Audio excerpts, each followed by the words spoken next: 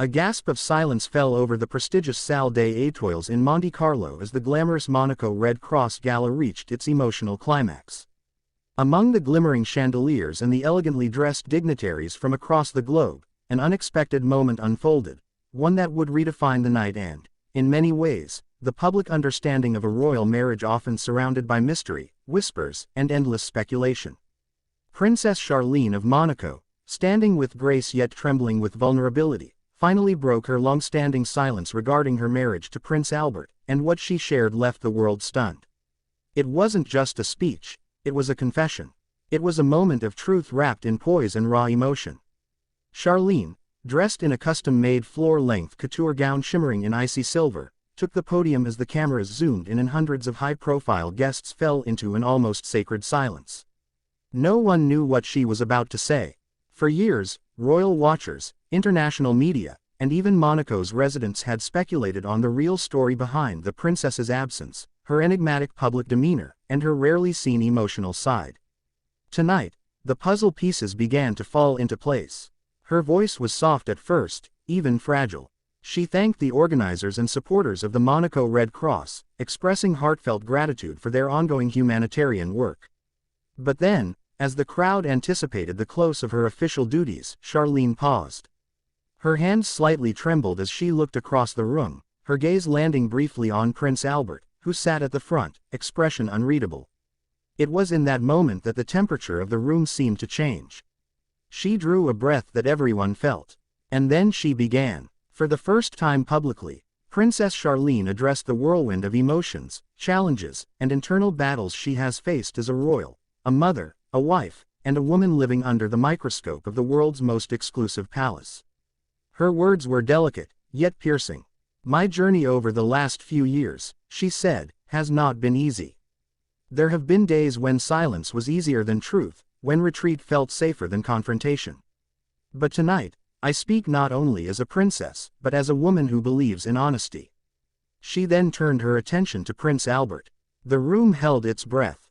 The years of rumors, infidelity allegations, health crises, public absences, and emotional distance were about to be acknowledged, if not directly, then intimately.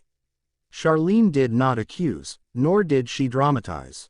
Instead, she shared a vulnerable, heart-rending reality, that royal life is not always a fairy tale. That marriage, even in a palace, requires resilience, compromise, and sometimes, painful endurance.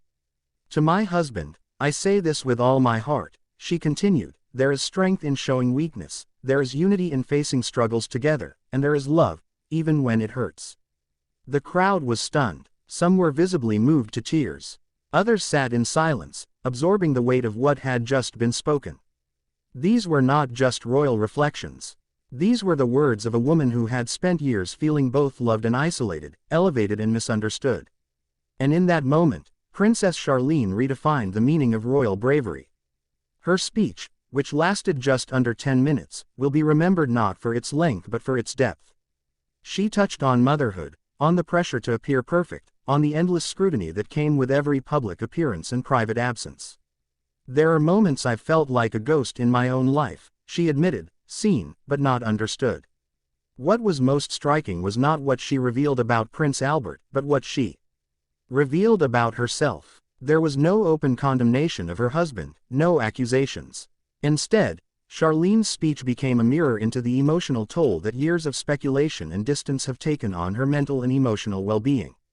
She acknowledged that their journey as husband and wife has not been linear or flawless, but emphasized that they remain committed to evolving, both individually and together.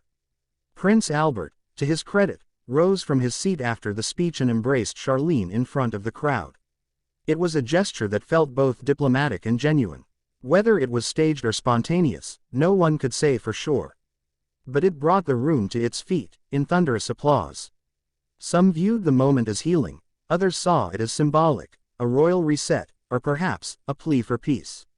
Social media erupted in the minutes and hours following her address. Royal commentators from Paris to Sydney debated the meaning behind each sentence, analyzing her body language, tone, and emotional cues. Many hailed her speech as an act of quiet rebellion, a refusal to keep pretending everything was fine. Others admired her grace, calling it a masterclass in dignified vulnerability. And yet, some questioned whether this was a one-time release or the beginning of a more open and emotionally expressive era for Monaco's notoriously private royal family. International media outlets quickly picked up the story. Headlines ranged from Princess Charlene breaks the royal code of silence to the Monaco speech that changed everything. Op-eds applauded her courage. Fashion magazines dissected her gown, calling it the perfect metaphor, shimmering armor hiding delicate strength. Mental health advocates praised her honesty about emotional struggles. Feminist thinkers celebrated her as a woman reclaiming her voice in one of Europe's most patriarchal royal institutions. Meanwhile, inside Monaco's palaces and among the principality's elite, the reactions were more cautious. Some insiders whispered that the speech may have blindsided the palace. Others claimed that Prince Albert was aware of her intentions and supported her decision. Whether coordinated or unexpected, the moment marked a definitive shift in how Princess Charlene will be perceived, not just as the quiet beauty at Albert's side, but as a woman of steel wrapped in silk. The symbolic weight of the location, the Monaco Red Cross Gala, added further gravitas to her speech. Founded by Prince Albert's mother, the late Grace Kelly, the gala represents not only Monaco's royal legacy but also its humanitarian commitment.